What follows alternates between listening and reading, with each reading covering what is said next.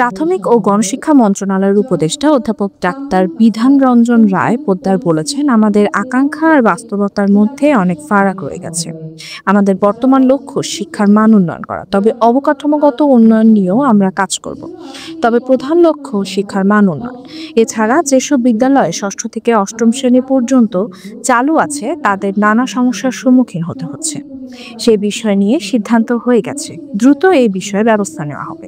আমাদের প্রাথমিক বিদ্যালয়ের যদি আমরা ইতিহাস দেখি, ইতিমধ্যে আমাদের অবকাঠামোগত একটা উন্নয়ন আমাদের সবারই নজরে পড়ে। কারণ আমরা যখন দেশের যে কোনো অঞ্চলে যাই, গ্রামের যে ভবনটি আমাদের দৃষ্টি আকর্ষণ করে সেটি একটি প্রাথমিক বিদ্যালয়। সামনের বছর থেকে হয়তো আর ভর্তি নেওয়া হবে না, আর যারা আছে তারা আস্তে আস্তে বের হয়ে যাবে। রোববার সকালে বরিশাল নগরীর সাগরটি এলাকায় পিটিআইতে প্রাথমিক শিক্ষার মান উন্নয়নে বরিশালের স্টেক হোল্ডারদের সাথে মতবিনিময় সভায় এসব কথা বলেন।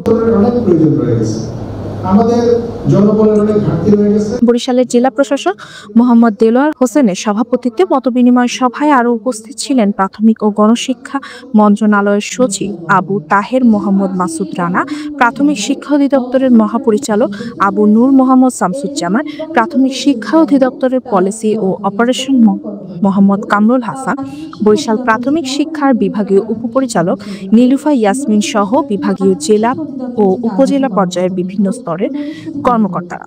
পরে বরিশাল মহানগরীর 300 প্রধান শিক্ষক ও প্রাথমিক শিক্ষা সংশ্লিষ্ট কর্তাদের সঙ্গে প্রাথমিক শিক্ষার উন্নয়নে করণীয় বিষয়ে মতবিনিময় করা হয়।